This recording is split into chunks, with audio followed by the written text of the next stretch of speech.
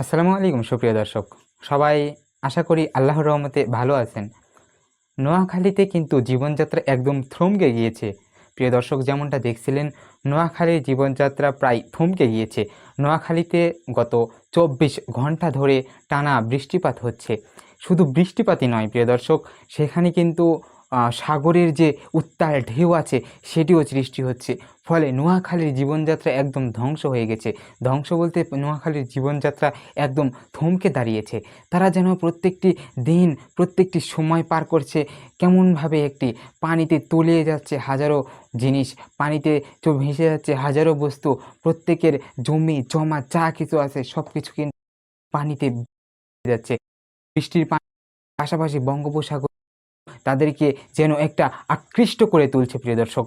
শুধু তাই নয়, এই নোয়াখালীতে এত বৃষ্টিপাত এবং বন্যার ফলে সৃষ্টি হয়েছে কিন্তু অনেক আতঙ্ক। সবার বাড়িঘর ডুবে যাচ্ছে, সবার জীবনযাত্রা যেমন থমকে গিয়েছে। গরিব মানুষ যারা রিক্সা চালিয়ে খায় তাদের জীবন যেন এক জায়গায় দাঁড়িয়ে আছে। এবং আমরা যতদূর পর্যন্ত জানতে পেরেছি, আমাদের কাছে খবর এসেছে যে ওই নোয়াখালীতে যারা ছিল তারা বিশ্ববিদ্যালয়ে ভর্তি পরীক্ষায় যাওয়ার জন্য কিন্তু একটা কাঠের ভেলেতে করে যাওয়ার চেষ্টা করে এবং টানা 1 ঘন্টা তারা সেখানে যাওয়ার চেষ্টা করে। 1 ঘন্টা যাওয়ার চেষ্টা করার পরেও তারা সেই বিশ্ববিদ্যালয়গুলোতে পরীক্ষা দিতে যেতে ব্যর্থ হয় এবং শেষ পর্যন্ত তারা ফিরে আসে। শুধু তাই নয় প্রিয় দর্শক, নোয়াখালীর এই বৃষ্টিপাত এবং বন্যার জীবনযাত্রা হয়ে উঠেছে একদম কষ্টকর, যেন একরকম আকাঙ্ক্ষা দিয়ে তুলেছে।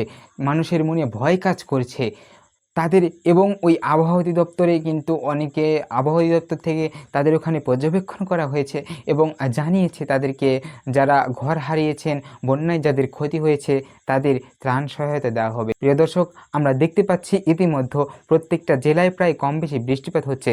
কত জেলা ডুবে যাচ্ছে, কত হাওর বাওর খাল বিল ডুবে যাচ্ছে, কত মানুষের ক্ষতি হচ্ছে এই বৃষ্টিপাতের কারণে বা এই বন্যার কারণে। বন্যায় ঘর হারাচ্ছে হাজারো মানুষ।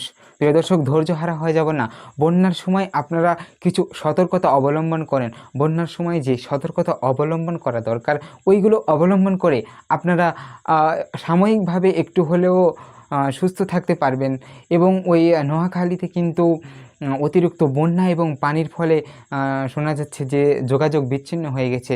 বিদ্যুৎ নাই, কারেন্ট নাই, তাদের কাছে জীবনযাত্রা যেন এক অন্যরকম হয়ে গেছে। প্রিয় দর্শক, বন্যার সময় আপনারা বেশিরভাগ সময় অপরিষ্কার পানি থাকে, সে সময় পরিষ্কার পানি পাওয়া একটু যদিও টাফ।